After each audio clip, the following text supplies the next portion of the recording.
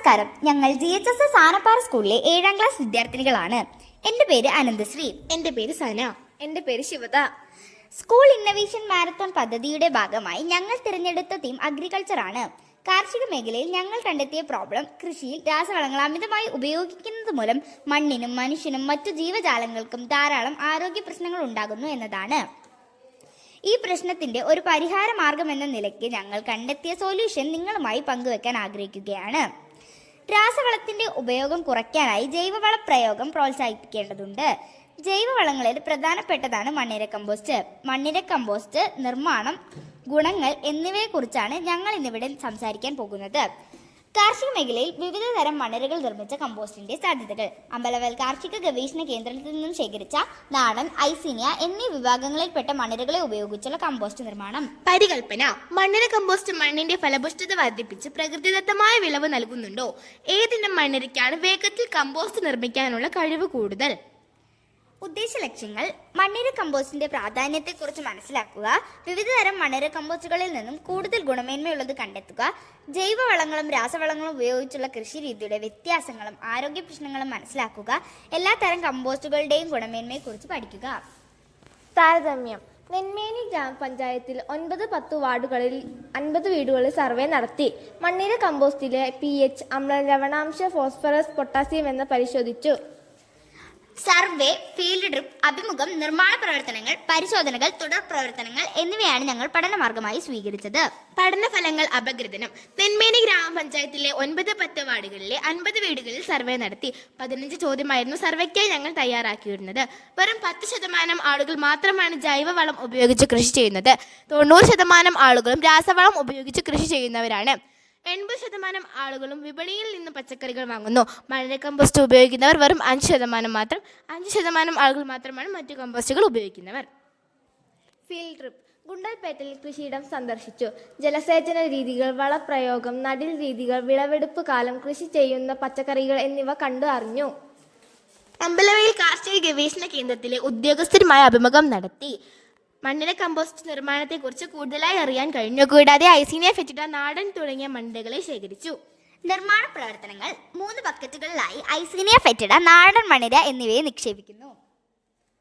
100 ഐസീനിയ ഫെറ്റിഡ മണ്ണിരകളെ 1 kilo ചാണകത്തിനും 3 kilo വാഴത്തടയ്ക്കും 3 kilo ശീമക്കൊന്നയുടെ ഇലയ്ക്കുമൊപ്പം ആദ്യത്തെ ബക്കറ്റിൽ നിക്ഷേപിച്ചു.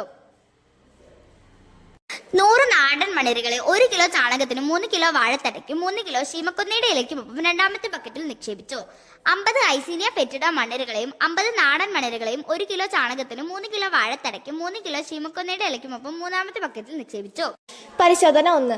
ഐസീനിയ ഫെറ്റിഡ പൂർണ്ണമായി കമ്പോസ്റ്റ് ആകാൻ എടുക്കുന്ന ദിവസം 12 ദിവസം. നാടൻ മണ്ണിര 9 ദിവസം. മിക്സഡ് 7 ദിവസം.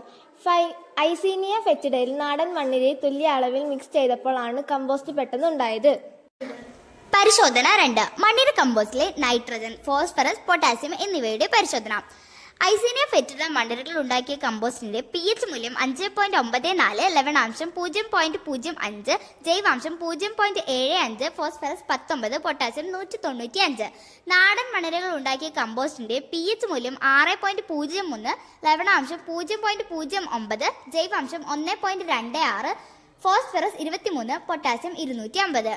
മിക്സഡ് മണ്ണിരകൾ ഉണ്ടാക്കിയ കമ്പോസ്റ്റിന്റെ pH മൂല്യം 5.91, ലവണാംശം 0.05, ജൈവാംശം 1.01, ഫോസ്ഫറസ് 20.8, പൊട്ടാസ്യം 235. സാധാരണ മണ്ണിന്റെ pH മൂല്യം 5.72, ലവണാംശം 0.06, ജൈവാംശം 0.50, ഫോസ്ഫറസ് 18, പൊട്ടാസ്യം 205. പരിശോധന 3. മണ്ണിരകൾക്ക് അസോള ഭക്ഷണമായി നൽകിയതിനു ശേഷമുള്ള NPKയുടെ പരിശോധന ഫലം. ഐസീനിയ ഫെറ്റിഡയുടെ pH മൂല്യം 6.03, ലവണാംശം 0.57, ജൈവാംശം 1.20, ഫോസ്ഫറസ് 21, പൊട്ടാസ്യം 235. നാടൻ മണ്ണിരകളുടെ pH മൂല്യം 6.53, ലവണാംശം 1.23, ജൈവാംശം 2.23, ഫോസ്ഫറസ് 33, പൊട്ടാസ്യം 360. മിക്സഡ് മണ്ണിരകളുടെ pH മൂല്യം 6.28, ലവണാംശം 0.60, ജൈവാംശം 1.86, ഫോസ്ഫറസ് 23.5, പൊട്ടാസ്യം 310. മണ്ണിരകൾക്ക് ജൈവാവശിഷ്ടങ്ങളെ വളരെ വേഗത്തിൽ വിഘടിപ്പിക്കാനുള്ള കഴിവുണ്ട്. 2 വ്യത്യസ്ത ഇനം മണ്ണിരകളെ ഒരുമിച്ച് ഉപയോഗിച്ചപ്പോൾ വെറും 7 ദിവസം കൊണ്ട് തന്നെ പൂർണ്ണമായും കമ്പോസ്റ്റായി മാറി. നാടൻ മണ്ണിര കമ്പോസ്റ്റിനാണ് മറ്റ് കമ്പോസ്റ്റുകളെ അപേക്ഷിച്ച് പോഷക ഘടകങ്ങൾ കൂടുതലുള്ളതായി കാണപ്പെട്ടത്. 3 വ്യത്യസ്ത ഇനം മണ്ണിരകളെ വളമായി ഉപയോഗിച്ച് നട്ട ചെടികളിൽ നാടൻ മണ്ണിര കമ്പോസ്റ്റ് ചേർത്ത ചെടിയാണ് നന്നായി വളർന്നതും കരുത്തോടെയും കാണപ്പെട്ടത്. അസോള പായൽ ഉപയോഗിച്ചപ്പോൾ കമ്പോസ്റ്റിലെ പോഷകങ്ങൾ വർദ്ധിക്കുകയും 1 ദിവസം കൊണ്ട് തന്നെ കമ്പോസ്റ്റ് പൂർണ്ണമായും രൂപപ്പെടുകയും 2 ദിവസത്തിൽ കുറെ അധികം മണ്ണിരകൾ രൂപപ്പെടുകയും ചെയ്തു എന്നീ നിഗമനങ്ങളിൽ ഞങ്ങൾ എത്തിച്ചേർന്നു. നിർദ്ദേശങ്ങൾ: രാസകീടനാശിനികൾ മൂലമുള്ള ഭവിഷ്യത്തുകൾ കുറയ്ക്കാനും മണ്ണിന്റെ സ്വാഭാവികത നിലനിർത്താനും പരിസ്ഥിതി സൗഹൃദവും ചിലവ് കുറഞ്ഞതുമായി മണ്ണിര കമ്പോസ്റ്റുകൾ പ്രോത്സാഹിപ്പിക്കണം. കൂടാതെ തുടർ പ്രവർത്തനത്തിന്റെ ഭാഗമായി സ്കൂളിലെ ചെണ്ടുമല്ലിപ്പാടത്തും പച്ചക്കറി കൃഷിയിലുമെല്ലാം മണ്ണിര കമ്പോസ്റ്റ് ഇട്ടത് മൂലം ധാരാളം വ്യത്യാസങ്ങൾ കാണാൻ സാധിച്ചു. കൃഷി വകുപ്പുമായി ബന്ധപ്പെട്ട് സ്കൂളിന്റെ ലേബലിൽ വളമായി മണ്ണിര കമ്പോസ്റ്റ് ഇറക്കാനുള്ള നടപടികൾ സ്വീകരിച്ചു വരുന്നു. നന്ദി.